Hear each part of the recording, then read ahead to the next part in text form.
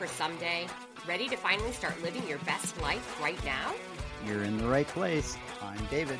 And I'm Wendy. And this is the David and Wendy podcast. We're your life coaches here to move you from the excuses to action. From mastering your mindset to finding real joy, we're keeping it real, raw, and maybe just a little ridiculous. Let's get into it, Wendy. Let's go, David. Welcome back to the David and Wendy podcast. This week in part 1, we are talking about feelings, what they are, where they come from, and how we deal with or interpret them. So, where do our feelings come from? According to mind.org, our feelings are internal, subjective experiences created when the brain interprets physical emotions varying in intensity from mild to intense. They can be categorized as pleasant, such as joy, calm, love, or confident, or they can be difficult, anger, sadness, fear, often requiring specific vocabulary that describes them beyond good or bad.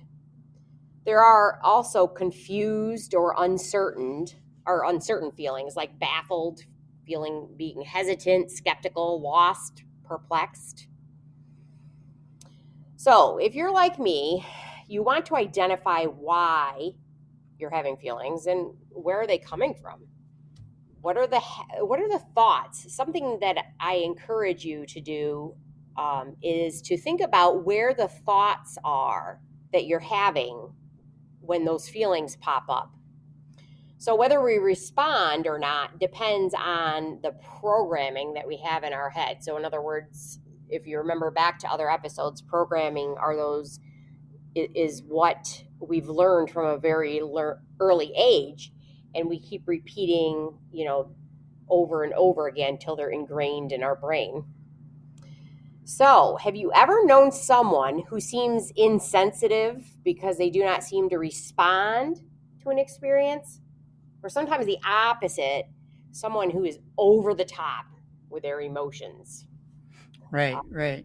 When you had an experience in the past, typically as a child, you interpreted this experience in the best way you could, in a fairly limited process, a fairly limited way. You processed it, or the mind processed it, and decided how you felt about it.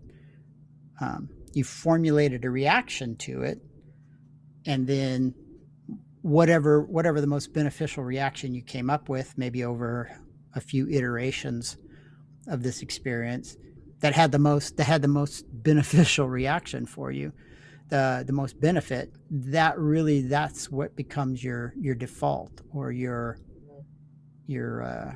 automated, right? Goes into the automation system, and that becomes your automated default response to that.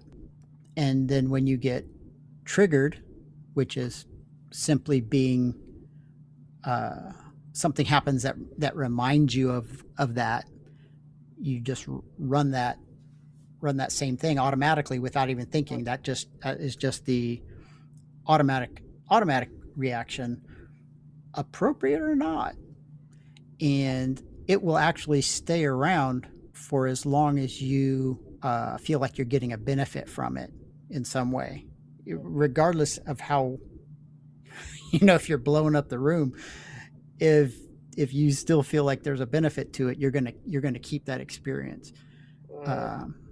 Typically, those are the ones who are like, why did I say that? Why did I do that? Why did I react that way?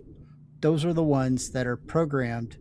You're still getting a benefit from it. So, in short, an experience causes a thought, and then that thought generates a feeling based on your reference material, your programming, and then the best reaction you come up with that feels, again, most beneficial becomes your default reaction when triggered.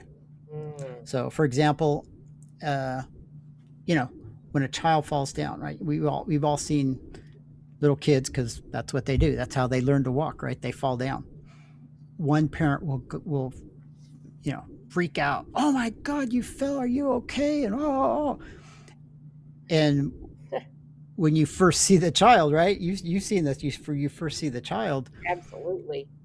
before the parent reacts, and they're like, "Oh, what just happened?" And then the parent freaks, and they're like, "Oh my god, they're freaking! It must be something bad." So they start crying, and they go into that whole thing, and because the parent was programmed with that reaction, Mhm. they're now programming their child with that reaction.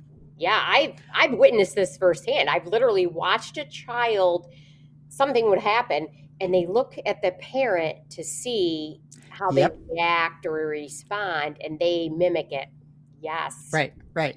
So that's where another way that happens is the parent, and again, right, we know to the best of our ability as a parent that that child is not really hurt.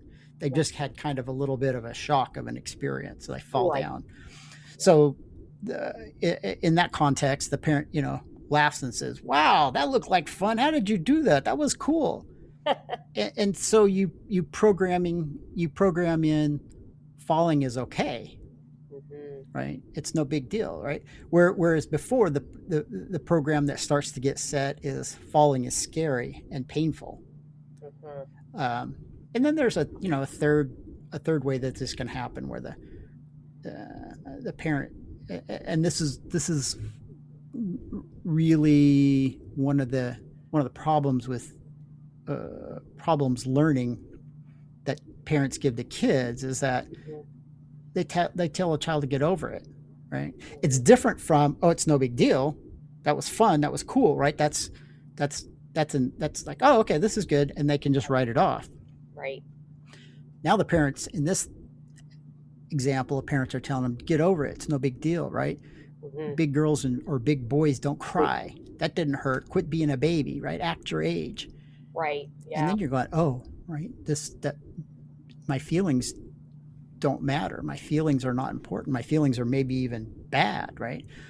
um, and this can become the precursor to ignoring our feelings and shoving them down, Mm. right? Showing your feelings of being hurt or just showing your feelings in general is not okay, so stop doing it. Mm. That's a lot of, and the parents aren't doing it on purpose, that's just Right. what they were trained. They never realized, they're not real, they don't realize that they're doing this. So Exactly. Yeah. right, so based on the parent's reaction or response, right, because those are two different things, the child will start to expect these feelings in every similar experience, whether it's them falling or they see, even if they see someone else fall, right, which is the parent. When they become a parent, if they do, and they see their child fall, Mhm. they're gonna have the same response, they're gonna have that reaction, whatever they learned from their parents, Yeah. typically, right? They can on purpose make changes, but so that's just that's a way that feeling, right, the fear or the acceptance or the it's all good of the same experience. Right. And this can be their default through their whole life. Like I said, the parents are teaching, if they're fearful about falling, then they teach their kids be fearful about falling. Yeah. Yeah. So Yeah. I mean, this. I don't.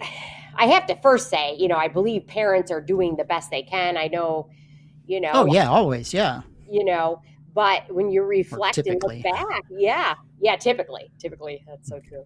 Um, but what we just described is how programming happens at that very young age, and how and related to feelings, it's no different, right, than other things. The programming we see, how we react or respond or show up in life. I like to say it that way. How we show up in life is all. Yeah, and Yeah. I'm sorry to interrupt you, but I said, you said that's how, parents always mean to do their best. Mm-hmm.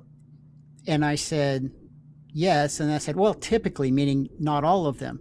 But here's the thing, they all do. They're all doing their best, even though, because that's they don't have the experience, they don't have the programming, they don't have the tools to deal with the situation may not come out very well, right? It may not be beneficial for one or more parties, but they are doing Absolutely. the best they can, right? They're doing the best they can with what they have in that Yes. moment. Yeah. And So I thank just you want to for. make that clarification. No, I'm glad you did because I've often said, I don't necessarily condone, when you think about No. cases that are less than desirable. Right, The right. parents have had a programming probably that was less than desirable, and that cycle just keeps until they have Exactly. an awareness. So, Yes, yeah, yes. exactly. Um, yeah. So the other thing that we wanted to talk about is um, the feelings, the experience of feelings sometimes can start to shift as a child grows. There are often cases I know as a teacher in middle school, and as children become teenagers, there's an unspoken rule that they should not show their feelings, especially with boys. We see this a lot. How many of us know or have even heard someone say, take it like a man, or boys don't cry, not Yep, to yep, mention yep. there's all the hormones that are going on at this age and that are developing and running rampant. So, it doesn't necessarily mean that a child, just because they're hitting teenage years and they didn't act that way before, that they may. Um, so, yeah, to focus on the topic of feelings and how to best deal with them, though, um, it starts with acknowledging them and really stopping to think about feelings as they come up. Give them the attention that they need. First, oh, I'm feeling this way. I also realized that we all don't necessarily know how to label our feelings. I learned this Right, myself. right. How am I feeling? How would I label this feeling? And once you can learn that, acknowledging them and giving them the attention they need or deserve, and then move forward. That's, the key is to not ignore them totally. But that's for. Yes. So this comes with a caveat that feelings may resurface, and that's okay. Because once again, you repeat the strategy of acknowledging the feelings, and eventually you're going to find that you have given the feelings the attention that they deserve, and they resolve and they complete that. It's a process, right? Um, Mm-hmm. so you'll realize that those feelings, they've completed their process, and the chances of having them again around a specific situation are, you know, unlikely. It doesn't mean they won't ever, but so really you have two choices here. When the feelings come up, you can either process them, like we just kind of, David and I were just talking about, or you can ignore them, shove them down. And I'm guessing that our listeners can guess which one is probably the healthiest. Right, right. Yeah, the whole trick to that is being able to step back and notice Mm-hmm. what that feeling is, that you're having a feeling which is causing a reaction. So, the key is then that, as with every experience, is pay attention to what are the thoughts you're having, and even if you do it afterwards, right? You don't always have to be in the middle, uh, and catch yourself right away or somewhere in the middle. You can, and we often do. It's like, why did I act like that? Why did I say that in that situation? I don't get that, right? I don't. Why was I feeling that way? So that's good. Make that a Right. practice, and then it'll, as you start to be practicing being aware of those feelings, right? They'll roll up and up, and you'll find them sooner. Um, Mm-hmm. but because the body and mind cannot tell the difference between a thought and a real experience, those thoughts are then acted upon by your physiology, creating which create your feelings, right? That's where your feelings come from, is the thoughts that are run through your filters, your programming, and you all under right, all under your awareness, happening in that unconscious, Right. and it tells you what you're, and it pops Mm-hmm. out. Here's my experience. It runs it through the unconscious goes, okay, here's your feelings. This is how you feel about it. And all that is to prepare yourself to handle the situation, whether it's to fight or flight or to relax, right? Yeah. And in doing this, it creates that whole, supportive chemical cocktail, right? When you get anxious, your body goes, vroom, you get the adrenaline flow. When you relax, you just feel everything let go and settle in. It's that the body's reacting to it, giving you what you need Right. for that experience. So these typically, as we've been saying, right, these thoughts are automatic, and that is what we refer to as a reaction, right? If it's automatic, it's a reaction. And therefore, having a reaction to experience, this generates your feelings. So you're it's happening to you, right? Right. The whole process is unconscious, and you're on that roller coaster, and the coaster is going wherever it's going, and you don't have any control. Right. And again, the once these feelings are generated, the outcome may or may not be the best, right? Yes. Right. It's believed that it's the most beneficial outcome for you from a survival mode, but not an emotional mode. Exactly. Yeah. So the practice then, just like every athlete practices their sport, right? If you want to get something right, you practice it, right? You're tying your shoes, you're riding a bicycle, you do it over and over and over again. The practice is pay attention to that and practice how you would like to respond to, or how you would like to feel during an experience. So you do this beforehand. You can do it beforehand, right? If you're going to meet some people or give a talk or do whatever you want, you can actually go through and see it ahead of time and choose feeling. Now, obviously, it's not guaranteed that's how it's going to work out, but the more you do that, the practice, the better off you get. Yeah. Because we all want to we want to go into and being relaxed and thoughtful before, during, and after the experience, so that we can handle it to the best of our ability. Absolutely. Yeah, and since your mind and body brings us here, and since your mind and body don't know the difference between a thought and reality, this practice also comes in handy when you would like to prepare for and create or manifest something new. How do you feel about that? And we'll be discussing that in part 3 of this topic. Yes, very good. Wow, this was a good discussion about our feelings and where they're coming from. And to recap, the best way to process our feelings is to go through them. So that brings us to our topic for next week. Feelings part 2. You won't want to miss it. What happens to our feelings when we ignore or shove them down? All right. That's the show for this week.